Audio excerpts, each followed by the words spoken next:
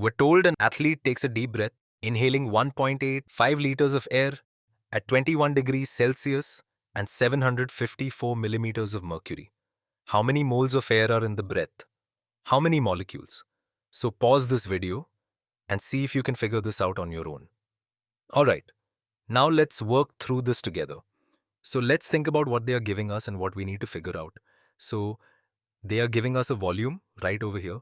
They are also giving us a temperature right over here. They're also giving us, I'm trying to use all of my colors here, they're giving us a pressure and they want us to figure out the number of moles. I'm going to use a green color here.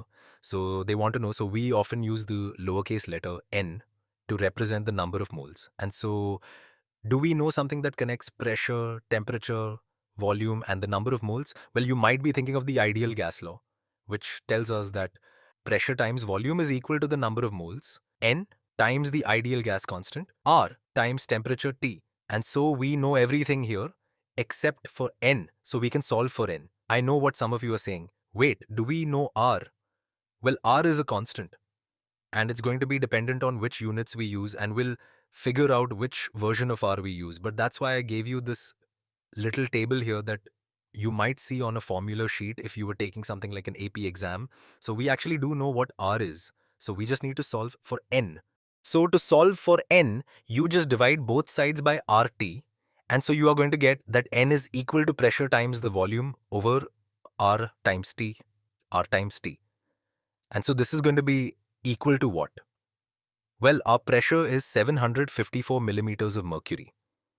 Now over here, where they give us the ideal gas or the different versions of the ideal gas constants, you don't see any of them that deal with millimeters of mercury. But they do tell us that each millimeter of mercury is equal to a torr. If you get very precise, they are slightly different. But for the purposes of a first year chemistry class, you can view a millimeter of mercury as being a torr. So you can view the pressure here as 754 torr. So let me write that down. So this is 754 torr.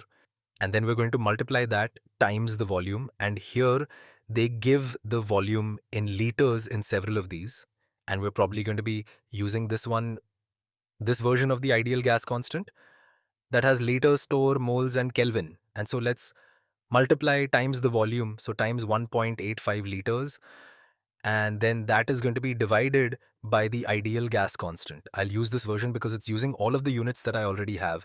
I know what you're thinking. Wait, the temperature is given in degrees Celsius, but it's easy to convert from degrees Celsius to Kelvin. You just have to add 273 to whatever you have in degrees Celsius to get to Kelvin, because none of these are given in degrees Celsius. And so I will use this ideal gas constant.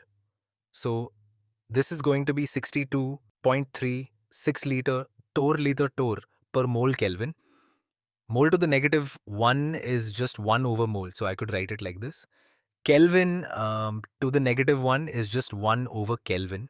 And then I'm going to multiply that times the temperature. So times what is 21 degrees Celsius in terms of Kelvin? Well, I add 273 to that. So that's going to be 294 Kelvin. And we can validate that the units all work out. This liter cancels out with this liter, this torr cancels out with that torr, this Kelvin cancels out with this Kelvin. And so we're going to be left with some calculation. And it's going to be 1 over moles, or it's essentially going to simplify to just being a certain number of moles. And so let's get our calculator out to figure out the number of moles in that breath. So N, I keep using slightly different colors. So N is going to be equal to 754 times 1.85 divided by 62.36, and then also divided by 294 is equal to this thing. And let's see how many significant digits we have. We have 3 here, 3 here, 3 here, 4 here. So when we're multiplying and dividing, we just want to use the fewest amount that I'm dealing with.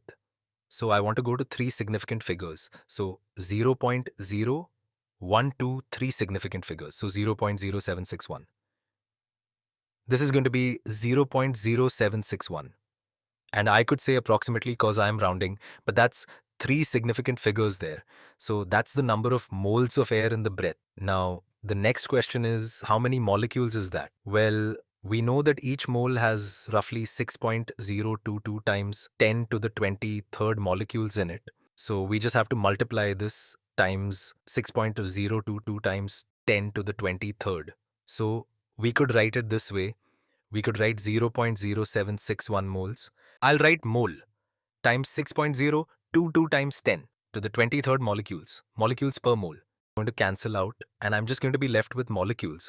And I can just take the number that I had before because it's nice to be able to retain precision until you have to think about your significant figures.